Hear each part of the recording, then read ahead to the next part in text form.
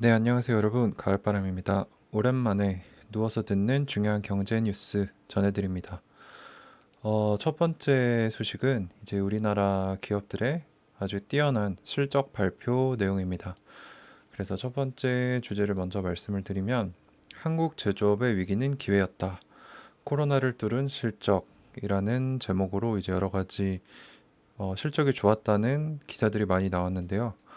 우선 코로나19 여파에도 올해 1조 원 이상의 영업이익을 올리는 국내 제조업체 및 관련 서비스 기업이 지난해보다 3배 가까이 늘어날 전망이다. 라고 해서 이제 여러 가지 기사들을 제가 봤는데, 음, 어떤 기업들이 실적이 좋았느냐 봤더니 중우장대 제조업. 중우장대가 무슨 뜻인가 제가 찾아봤는데요. 중우장대가 무겁고 두텁고 길고 큰 것을 뜻하는 말로 철강, 화학, 자동차, 조선주 등의 제조업을 말한다고 합니다.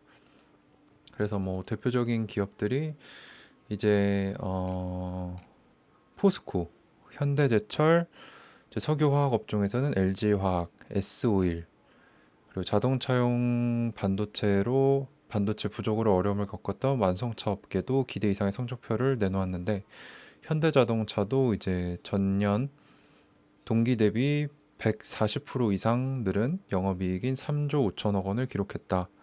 그리고 반도체는 뭐 다 아시죠? 슈퍼사이클이 찾아왔고 이제 수요가 크게 늘어났는데 공급이 오히려 부족해서 가격이 오르는 이런 사태까지 벌어졌었는데 삼성전자, 우리나라 대표 기업인 삼성전자가 역대급 실적을 내놨습니다. 그래서 올 상반기 영업이익이 전년 동기 대비 50%나 증가한 22조에 가까운 22조 원을 기록했습니다. 그리고 올해 상반기 매출은 129조 원이 넘음으로써 역대 최대치를 갱신했다고 합니다. 그래서 이제 삼성전자 뉴스도 찾아보니까 2분기 매출 22.7조로 2018년 3분기 이후로 처음으로 인텔을 제쳤다고 합니다. 그래서 근데 이제 반도체라는 사업 자체가 5년, 10년 전에 투자했던 것들이 이제 늦게 결과가 나오는 이런 형태다 보니까 신사업 성과가 아닌 가격이 오른 덕 이제 반도체 슈퍼사이클이 찾아왔고 수요가 급증하고 공급난이 있음으로써 가격이 오른 덕이기 때문에 집중 투자로 성장 동력을 더욱 키워야 한다라고 전문가들이 얘기하고 있습니다. 그래서 시설 투자 결정에서 실제 제품 양산까지 최소 5년에서 10년 정도의 장시간이 소요되는 반도체 산업 특성상 장기적이고 안정적인 지원이 필요하다. 그래서 이제 지금은 정부가 어떻게 보면 삼성전자의 리스크라고 할 수 있죠. 지금 이재용 회장이 구속되어 있는 상태이기 때문에 이제 이전에 투자했던 게 지금 결과가 나오는 상태인 걸로 보이고 현재는 이제 회장이 저기 감옥에 들어가 있기 때문에 삼성전자의 투자가 올해는 개걸음을 하고 있다고 합니다. 원래 올 초에 미국에 약 20조 원 규모의 파운드리 투자를 하려고 했는데 이제 아직 정하지 못하고 있고 비메모리 시장에서도 세계 1위를 달성하겠다는 시스템 반도체 2030 투자 계획 규모도 이제 133조 원이었는데 거기서 40조 원 정도 확대했을 뿐 딱히 눈에 보이는 그런 대규모 투자는 실제로 벌어지지 않았습니다. 그래서 저도 이제 전자책 연재할 때 썼는데 삼성전자가 과연 5년, 10년 뒤에도 글로벌 뭐 탑티어로 현존할 수 있을까? 라는 이제 걱정을 표했는데 이제 삼성전자는 좀 더 이제 이 환경 리스크가 해결이 되는지 좀 확인을 해봐야 될 것 같습니다. 뭐 어찌됐든 우리나라 이제 큰 대규모 기업들이 좋은 실적들을 냈는데 그 이유를 이제 분석을 해봤더니 이제 코로나 리스크 앞에서 선제적인 투자, 사업 포트폴리오 다변화, 과감한 구조조정 등을 바탕으로 이제 좀 더 건전한 재무 상태를 만들었고 또 사업 면에서도 더 강력한 힘을 보여줬다는 거죠. 그래서 살아남은 기업들, 큰 기업들은 더 부해졌는데 이제 반면에 이제 영세하거나 중소기업들은 많이 죽었죠. 그래서 이제 부익부 빈익빈이 더욱더 나타나고 있는 재개라고 볼 수 있겠습니다. 그래서 첫 번째 소식이 이제 대기업들의 이제 좋은 영업 발표. 이제 두 번째는 부동산 소식입니다. 먼저 말씀드리는 것이 이제 아이 있는 집이 전체 가구의 23%뿐이다라는 기사인데 요즘 저출산 현상이 매우 심화돼서 만 18세 미만 아이를 둔 가구가 전체 가구의 23%까지 줄었다고 합니다. 그래서 이게 얼마나 줄었는가 했더니 2019년 아동이 있는 가구는 487만 가구인데 이제 지금 이게 23% 정도 된다고 했죠. 근데 2015년에는 28%, 2016년에는 27%, 2017년에는 26%, 2018년에는 24%, 이렇게 뭐 1년에 2, 3%씩 아이가 있는 집이 줄어들고 있어요. 그만큼 이제 나중에 지금 노년층뿐만 아니라 지금 청년층이 나이 들었을 때 부양할 수 있는 아동층이 부족하다는 거죠. 그리고 뿐만 아니라 이제 부모 중 한 명 이상이 외국인이거나 귀화자인 다문화 부모의 아동 수가 서서히 늘어나고 있다고 합니다.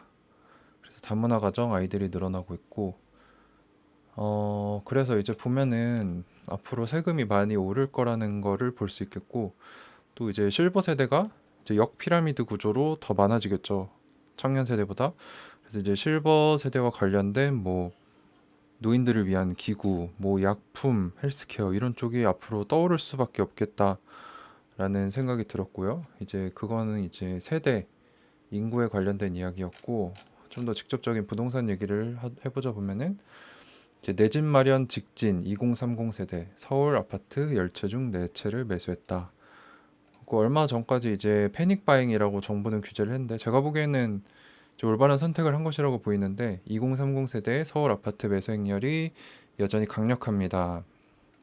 비록 그 아파트 매매 건수가 이제 올해 들어서 계속 줄어들고 있지만 이 안에서 아파트 거래를 실제 했던 연령대별로 보면 30대가 제일 많았고 그 다음에 40대, 50대, 60대, 70대, 그 다음이 20대 이하라고 합니다. 그래서 30대 비교적 젊은 직장인들이 서울 아파트 매수의 전체 35%를 차지했다고 합니다. 그리고 20대 이하 5.5%까지 합치면 30대 이하가 서울 아파트를 매수한 비중이 전체 연령대에서 41%나 된다고 합니다. 근데 이제 어디를 많이 샀냐 하면은 이제 서대문구, 성북구, 강서구 등 그 다음에 이제 뭐 노원, 중랑, 영등포구 이래서 고가 아파트보다는 약간 중저가 지역에서 20대, 30대들의 이제 서울 아파트 매수 행렬이 강력했다라고 볼 수 있겠습니다. 근데 이러한 현상들이 이제 강남 등의 초고가 아파트들의 가격이 계속 올라가고 있기 때문에 중저가 아파트 값들이 키 맞추기라면서 계속 오르고 있다. 그래서 뭐 정부가 여러 가지 규제를 내놓고 있지만 상위 아파트들의 가격이 계속 올라가면서 이제 중저가 아파트들의 가격도 키 맞추기로 올라가고 있어요. 그래서 30대들이 이래서는 내가 집을 살 수 없겠다 싶어서 이제 과도한 빚을 안아서라도 서울에 있는 아파트를 맹렬하게 사고 있다라는 얘기입니다. 그건 이제 2030 얘기고 그러면 40대들은 어떤가? 그래서 한 뉴스가 되게 자극적인 제목으로 나왔어요. 도둑질 할 판, 전세 40대의 절규. 그래서 지금 40대들의 심정을 잘 대변하고 있는 것 같아요. 청와대 국민청원 게시판에 치솟은 전셋값을 하소연하며 도둑질이라도 해야겠다라고 40대 전세 세입자의 민원이 화제라고 합니다. 그래서 이 40대들의 모습을 보면서 2030 세대가 나는 10년, 20년 뒤에 저렇게 되지 말아야겠다 라는 생각에 패닉 바잉이라는 뭐 그런 집을 사고 보자며 뛰어들고 있다고 하는데요. 어, 지금 당장 전세 가격이 이렇게 올라가는 이유가 뭔가 해서 다른 뉴스를 또 찾아보니까 요즘 보증금이 뛰고 반전세가 늘면서 세입자 부담이 커졌다고 합니다. 그래서 정부에서 이제 집값을 안정시키기 위해서 임차인이 2년 더 계약갱신을 요구할 수도 있고 임대료도 한 번에 5%씩만 올릴 수 있게 하는 임대차법이 시행된 지 이제 1년이 지났습니다. 근데 정부는 이제 스스로 임차인의 주거가 안정됐다는 얘기를 하고 있는데 이게 실상과 다르다는 거죠. 실제 뉴스가 이제 조사를 해보니 수도권 전셋값은 안정될 기미가 보이지 않고 있다. 그래서 부쩍 오른 전셋값에 어쩔 수 없이 전세를 버리고 반전세 계약을 맺는 사례도 늘고 있다고 합니다.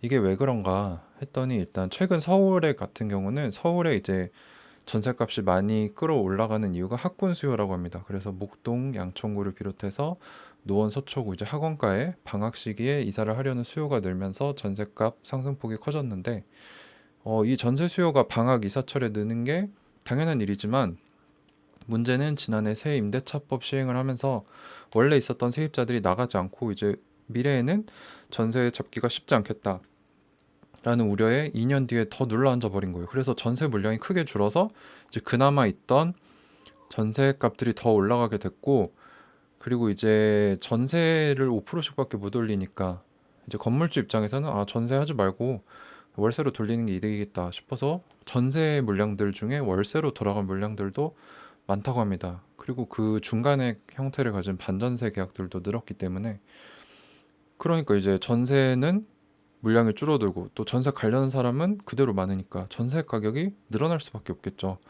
그래서 실제로 서울을 포함한 수도권 아파트의 전세값 상승률은 6년 3개월여 만에 최고치라고 합니다. 그래서 전국의 아파트 전세값이 임대차법 시행 전에는 1년간 2% 정도 올랐는데 시행한 후 올해에는 10%가 넘게 올랐다고 합니다. 그래서 참 이 정부의 제도가 어, 겉으로 보면 되게 좋아 보이는데 실상 까보면은 오히려 집값을 더 올리고 전세값을 더 올리고 전세 물량을 줄여버리는.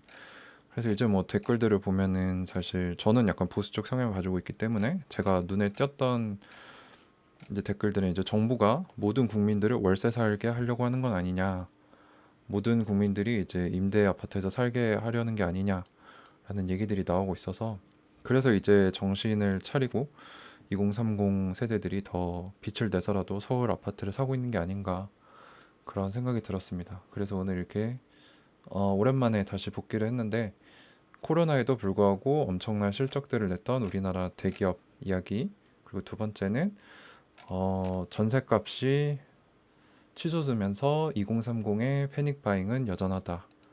전세 가격이 임대차법 시행 후에도 전세 물량이 줄어들면서 전세가가 너무 올랐다. 뭐 이런 얘기를 해드렸습니다. 네, 그렇게 오늘의 중요한 두 가지 뉴스, 경제 뉴스 전해드리고 이만 마치도록 하겠습니다. 시청해주셔서 감사합니다.